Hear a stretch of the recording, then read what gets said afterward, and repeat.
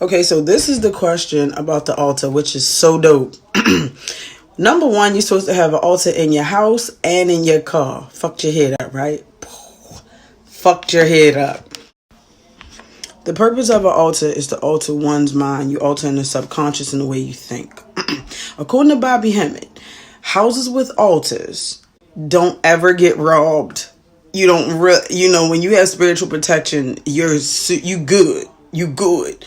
So it's less drama, no police being called, no tricky shit, no people howling and carrying on outside your house. So starting your altar is definitely dope for you and everybody in the house. So it's like a benefit. It's a win-win.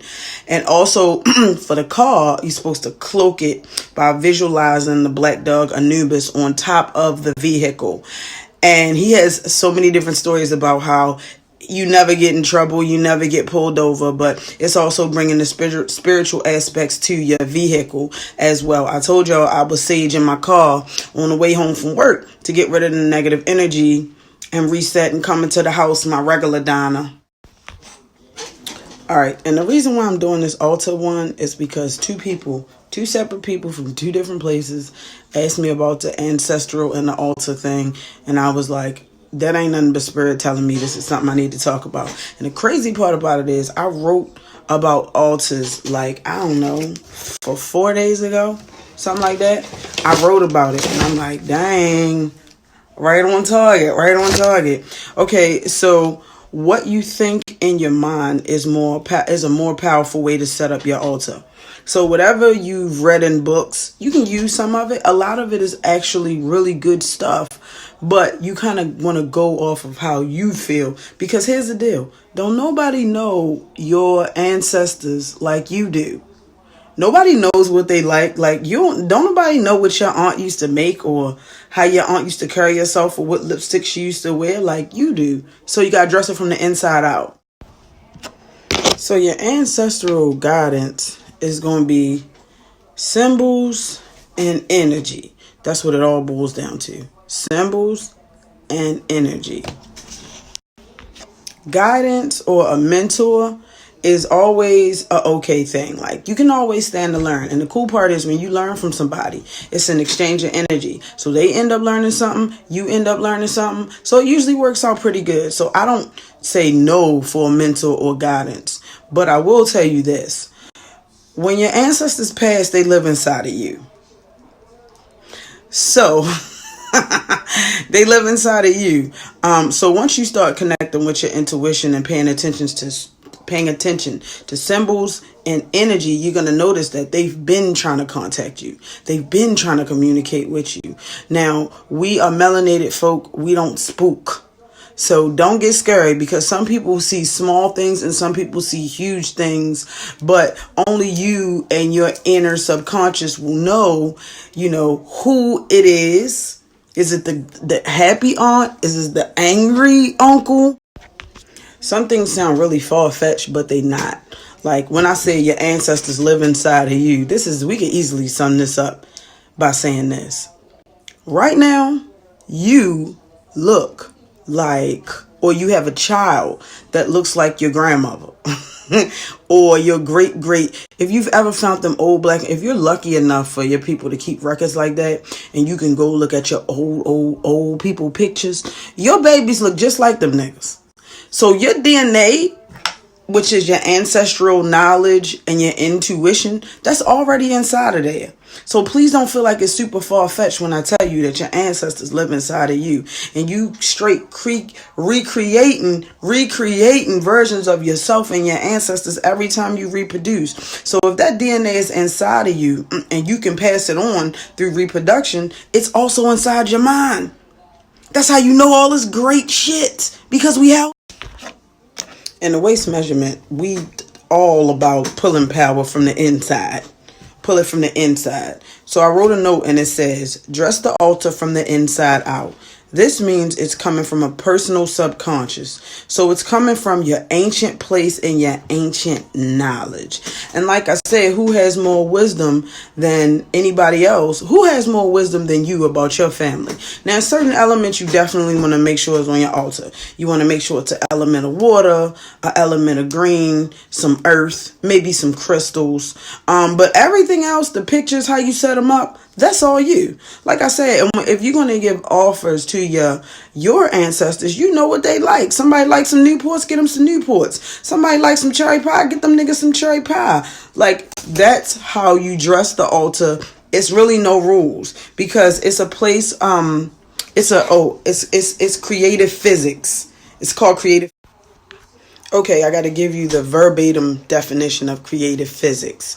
So creative physics is, by definition, the study of nature, properties, and relationship of energy and consciousness, and our ability to bring our understanding of creativity, of creative process, to cause something to come into existence that did not previously exist. So, when you talk about creating this ancestral altar, you're bringing into existence the connection between you and your ancestors, which we know is inside of you, but you got to alter the subconscious to connect within. That's what all of us conscious folk is doing. So you want to pull within, do the things that you think, you want to burn some cinnamon, burn some motherfucking cinnamon. You want to burn some sage, burn some sage. Be very intentional with your altar making, be very intentional with your thought process, and connect with your ancestors. Speaking with your ancestors. No text. You're not getting a text message. You're not getting a phone call. It's not going to be a billboard outside. You're going to have to trust your intuition and pay attention to signs, energy, and which signs is the symbols. So let's say you wake up and your aunt's potato salad that you love so much, something is telling you to make that. That's your aunt connecting with you. Let's say you driving down the road and on the radio station they do an old school throwback and they play your uncle's favorite song. That's your uncle connecting to you. Let's say something is driving you to make this altar and it's telling you, you're like, I need to get so-and-so's picture and so-and-so picture. That's your ancestors talking to you. Let's say, for instance, a quote your grandmother used to say pops in your head. That's your grandmother talking to you. Let's say you feel like you need to put a picture up or you need to put an altar up. That's your ancestors speaking to you. All right, so big request from the ancestors. You know how you got that one homegirl and she always needs something from you, but she can't never help you with shit? You don't want to be that bitch. So when you go to your ancestors and you ask them for something, make sure you respectfully, humbly giving offerings to the ancestors for bringing you in this motherfucker, passing down the knowledge, protecting you and looking out for your dumb ass before you even knew that they had your back. You want to give, hey, uncle, whatever. I know you like Newports. Here's your Newports. And by the way, I was looking to get XYZ. I don't know if you're looking for knowledge, wisdom, and understanding. I don't know if you're looking for a check. But before you ask the nigga for anything, make sure you get right with them.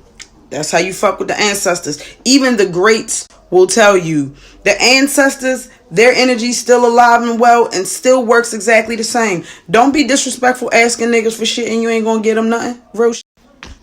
Alright, so sidebar. So I have a grandmother. Her name is Josephine. She's in the ancestral realm. And we have the exact same birthday. So back in the day, I have a really quiet child. She's about 22. Teachers always thought they could say crazy shit to her. I'm not the one. I be up at the school. Matter of fact, they still know my name up there because I still don't play. So when my dad found out that I was up at the school and they almost world starred me one time, that's another story. My father said, now I know you ain't up at that school acting like Josephine. And I said, well, I didn't know Josephine was up in school checking niggas. And he said, yeah, you up there acting just like your grandmother. Me and her only met when I was a little girl. I only knew of her greatness because I look just like my daddy and my daddy's the baby and they love him. I never knew she was a motherfucker. Ancestors. Besides me and sis Josie having the same birthday and acting alike, my baby girl her birthday is one day after my husband's mom, who been made the transition.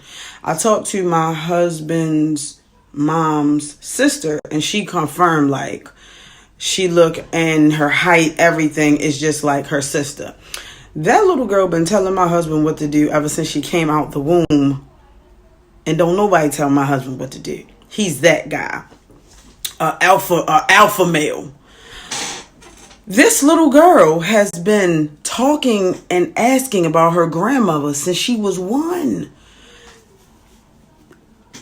I'm just like, what in the world? Like, some days she'll be like, I want to know all about my grandma that passed. Out of the blue. So, the ancestors is coming through today. They is talking to us.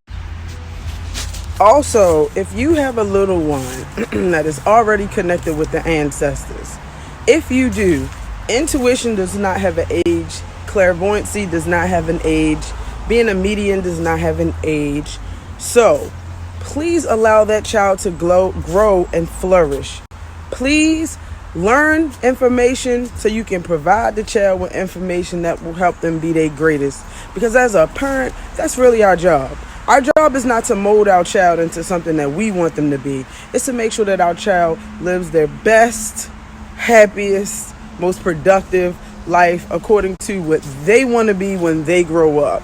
And kids know early. If a child say they want to be a scientist early, you're not going to say, nah, you don't want to be no scientist. So if your baby be like, hey, look, I've been seeing some things and I got to tell you something, you got to be open enough, and here go the conscious part, to be like, okay, babe, let's talk about it. If you on this video listening to everything about an altar, basically what it means is that right now you're going through a transitional period.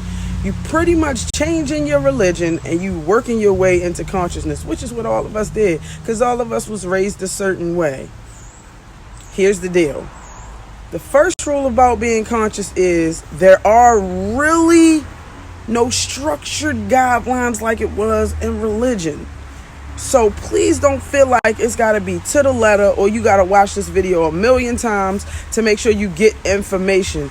You just want to get in tune with your higher self. Now, how you do that is with knowledge. That means you might want to learn about crystals. You might want to learn about sage. You might want to learn about the ancestors. You might want to learn about Buddhism. You might want to learn about the occult. You might want to learn about your chakra. As you gain more knowledge, you become to ascend and realize that we in the matrix. So when I first started my journey, I was like, I got to get as much information as possible because I need to know shit. And then I got to a point, and I got to a point where I was just like, yo, what the fuck am I doing? Like, why am I chasing this information so heavy? Why do I feel like every time I read a good book or I get a good lecture, I'm fed, nigga? Like, I'm good. It's because subconsciously when you read that book or you listen to that lecture or you do that research, you looking for you. So we don't even know that shit. We let's run into the knowledge. We don't understand what we're trying to do. We're trying to get a better understanding of ourselves. So whatever you learning about chakras or meditation, you are still trying to figure out parts of you that you need to unlock to be great. So please keep going. It's no rules in this. You can learn about whatever the fuck you want to learn about. That's the beauty. It's not one book in consciousness. You don't have to learn the Bible in and out. It's every book. And it's no stopping. All right, bringing it full circle. The altar is to start altering your subconscious. Once you alter the subconscious, you reprogram or reset the mind. That's why when you go on YouTube, you see all these motherfuckers decode and shit. It's because their old eyes are totally different from how they view things with their new conscious eyes. It's called alchemy. It's the death of one's old self to come to create a beautiful, more knowledgeable new self. You gotta kill that old motherfucker. You do. And guess what? Once you start doing that, you'll understand how things work and things operate, and it'll be like you looking at everything around you in a new light. So start the altar, which is giving yourself the okay to proceed. So proceed in your conscious journey. Do not let the old shit that you learned stop you from moving to your higher self.